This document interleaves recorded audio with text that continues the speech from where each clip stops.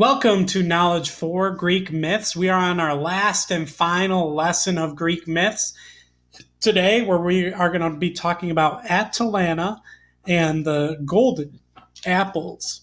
Before we go into our Greek myth, let's go through our word work words for today. I will read the word, you repeat it after me. Spectator, amusing, retrieve, flattered, unraveling, proof, aimlessly, guidance, insisted. So, what does it mean to demand something? What word? What word would be the opposite, or what word would be the antonym for kind of dull, not funny? Yeah, the antonym of that would be the word amusing. Today, we're going to be hearing about Atalanta and the golden apples. Now, what was special about the apples Hercules had to get to the king? Why did the sisters keep that location a secret? Today, we're going to be hearing about these golden apples. Now, these golden apples we're going to hear about it in a different way. Today, I want you to be able to, after today's read aloud, you should be able to analyze the character's reaction to the events in the myth and also demonstrate an understanding of the word resist. Again, listen today and hear what role the golden apples play in this read aloud. Long ago, in a peaceful little corner of Greece, there lived a king and queen who loved each other very much. Although their kingdom was not large or wealthy, they and all their people lived happily. This king and queen had a daughter, a princess who was intelligent, beautiful, and a skilled huntress. She also happened to be the fastest runner in the world. Her name was Atalanta. When she reached a certain age, Atalanta's parents told her, "One day you will become queen, and ruling this land is too big a job for one person to do alone. It is time for you to marry." Why do Atalanta's parents want her to get married? To their surprise, Atalanta replied, "I can ask wise men or women to help me run this country. As for a husband, perhaps I shall have one someday, but for now, there is no one in whom I wish to marry." During this time, of the ancient Greeks, it was kind of rare for someone not to get married. So Atalanta's parents were very surprised from her statement. The queen asked, "What about all those fine young men who come around and asking you to marry you? Surely there must be one." "They care nothing for me, mother," Atalanta replied. "They only want to marry me in order to become king one day." But the king and queen insisted. Finally, Princess Atalanta said, "Very well, I shall marry the first unmarried man who can defeat me in a foot race." "What?" her parents exclaimed. They tried to talk her out of the idea, but they could not.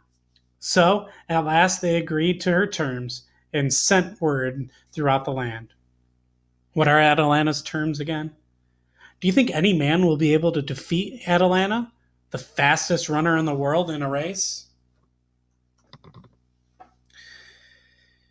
As you might imagine, many young men came to race against the princess, hoping to marry her.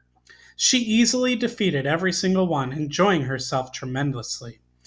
One day, after winning yet another race, she just kept running past the finish line for the sheer delight of it. She did not know that looking down from Mount Olympus that day was the goddess of love, Aphrodite. The goddess thought, "She is making a joke of love. I cannot allow this to go on." Is Aphrodite upset or happy about Atalanta's behavior? What do you think Aphrodite will do?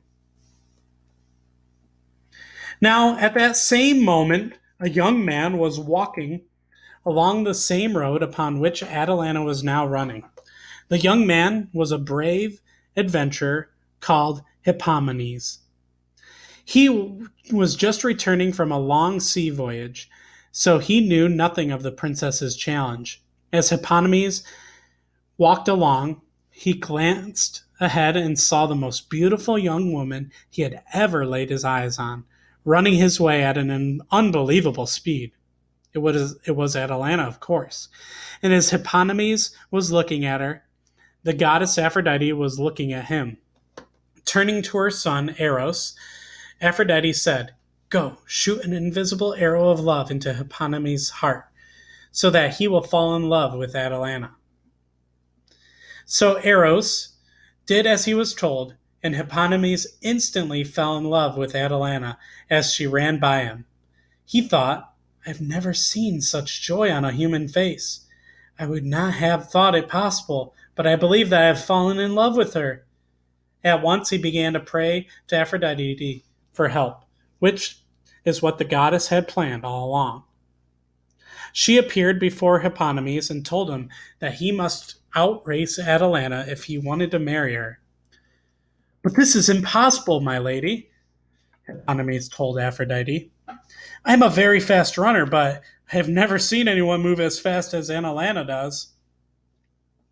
The goddess presented Hipponomies with 3 apples made of the purest gold that shone almost as brightly as the sun. "When Atalanta sees these apples, she will not be able to resist picking them up," Aphrodite said. "Here's what you must do." The next day, Hipponomies challenged Atalanta to a race. Inside his rather loose-fitting clothes, he had hidden the 3 golden apples.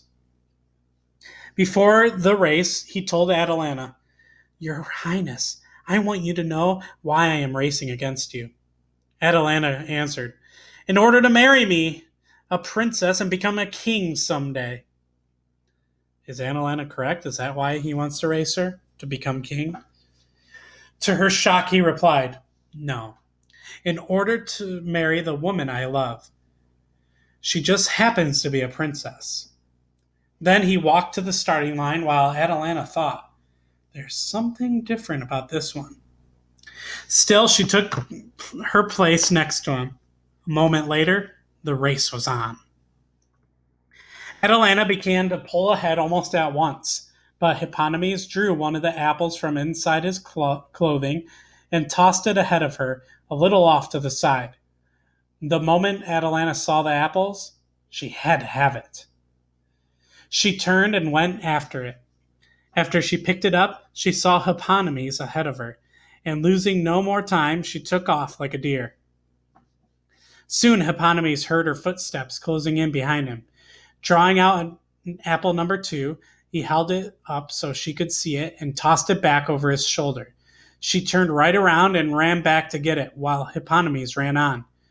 Grabbing the second apple, she saw Hipponomies halfway to the finish line. This time, Atalanta took off after him like a speeding cheetah, dashing across the grasslands.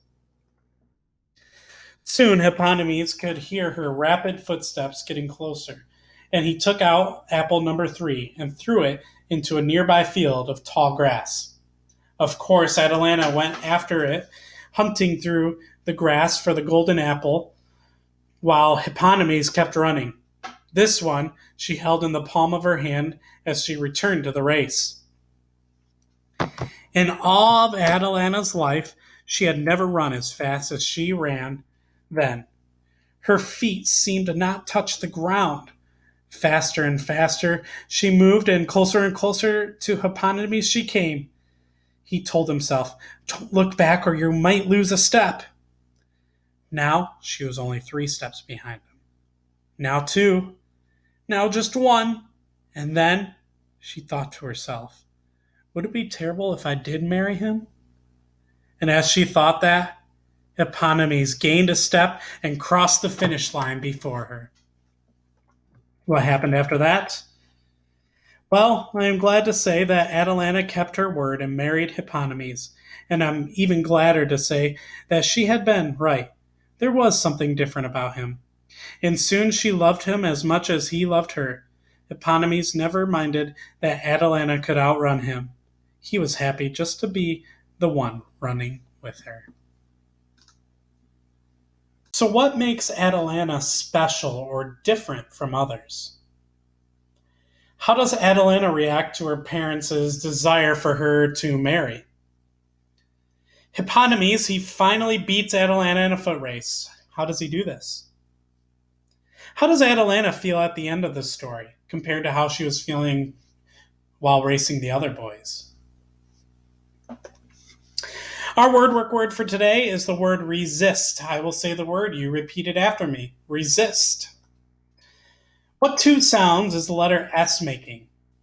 Oh, it's making a Z and a S sound. What do you think the word resist means? So resist means to turn down or say no to something. Daniel had to resist staying up late to read his comic book because he needed to be rested for his test in the morning. Have you ever had to resist something? Yeah, and in your Greek myth chart today, your journal, I should say, how did Atalanta's behavior change throughout the read aloud, and why did it change? Again, use complete sentences to answer the question. I hope you enjoyed listening to these Greek myths. They're a lot of fun to read, and they're a lot of fun to listen to, and just to hear about. Again, we'll be moving into America next, talking about the War of 1812. Stay tuned for that.